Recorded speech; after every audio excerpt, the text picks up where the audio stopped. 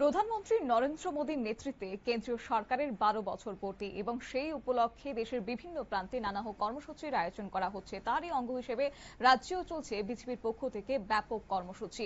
এবার তেলিয়ামুড়াতে লক্ষ্য করা গেছে সেই জনকল্যাণমূলক কর্মসূচি তেলিয়ামুড়া আরটি ব্লকের উদ্যোগে আয়োজন করা হয়। সেখানে শিবিরের মূল উদ্দেশ্য ছিল সাধারণ মানুষের কাছে বিভিন্ন সরকারি পরিষেবা এবং প্রশাসনিক সুবিধা সহজভাবে পৌঁছে দেওয়া। শিবিরে বিভিন্ন সরকারি প্রকল্প সম্পর্কে জনগণকে অবগত করার পাশাপাশি পরিষেবা প্রদানের উদ্যোগ নেওয়া হয়। আর এই কর্মসূচির উদ্বোধন করেন ত্রিপুরা বিধানসভার মুখ্য সচেতক তথা তেলিয়ামুড়ার বিধায়িকা কল্যাণী সাহা রায়।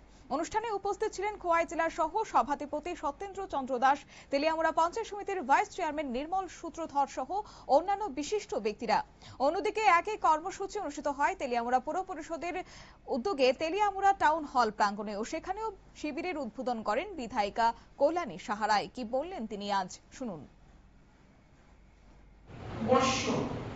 এই সুন্দর দিনকে, এই ঐতিহাসিক মুহূর্তগুলিকে তুলে ধরার জন্য যে কিভাবে দেশের প্রধানমন্ত্রী জনকল্যাণে নিবেদিত তার বিভিন্ন যোজনাগুলি আজকে মানুষের কাছে তুলে ধরে তার পরিষেবাগুলো দেওয়ার জন্য এই ধরনের মহতি উদ্যোগ। মানুষের আশীর্বাদ ছাড়া পরপর ৩ বার ভোটে জেতা অসম্ভব।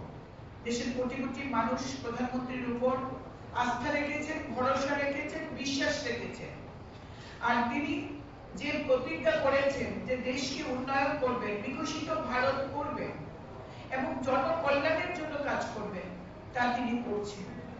আজকে ভারতবর্ষ কোনো সম্ভাবনাময় দেশ নয়, আজকে ভারত সমাধানের দেশ। আজকে ভারত গোটা বিশ্বকে পথ দেখাচ্ছে। গোটা বিশ্বের অস্থিরতার রাজনীতিতে আমাদের দেশ সমাধানের রাস্তা খুঁজে দিয়েছে। এমন প্রধানমন্ত্রীকে আমরা পেয়েছি। প্রধানমন্ত্রী ভারতবর্ষকে বিশ্বগুরুর আসনে প্রতিষ্ঠিত করতে চাইছেন। কিভাবে? আজকে আপনারা বুঝতে পারছেন যে আজকে অর্থনৈতিক দিক দিয়ে ভারত ৪র্থ স্থানে রয়েছে। বিশ্বের তাবড় রাষ্ট্রকে পেছনে ফেলে আজকে ভারত ৪র্থ স্থানে রয়েছে অর্থনৈতিক প্রবৃদ্ধির দিকে। আগামী কিছুদিনের মধ্যেই ভারত ৩য় স্থানে পৌঁছে যাবে। আজকে কোভিড পরিস্থিতিতে কিভাবে চিকিৎসা বিজ্ঞানীদের কাছ থেকে তাদের সাহায্য চেয়ে, তাদের আবেদন করে তাদের কাছে প্রধানমন্ত্রী আহ্বান রেখেছিলেন দেশের মানব সম্পদকে রক্ষা করার জন্য। কোভিড ভ্যাকসিন আবিষ্কার হয়েছে, ডাবল ভ্যাকসিন এই দেশের কোটি কোটি মানুষকে বিনামূল্যে দেওয়া হয়েছে। শুধু তাই নয়, বিশ্বের কয়েকটি রাষ্ট্রকেও আমাদের দেশ এই ভ্যাকসিন সরবরাহ করেছে। এছাড়াও এদিন অনুষ্ঠানে উপস্থিত ছিলেন পুর পরিষদের চেয়ারম্যান রূপক সরকার, ভাইস চেয়ারম্যান মধুসূদন রায় সহ অন্যান্যরা। দুই শিবিরে বিভিন্ন দপ্তরের আধিকারিকরা উপস্থিত থেকে সাধারণ মানুষের বিভিন্ন সমস্যা এবং সরকারি পরিষেবা সংক্রান্ত বিষয়ে সহযোগিতা প্রদান করেন।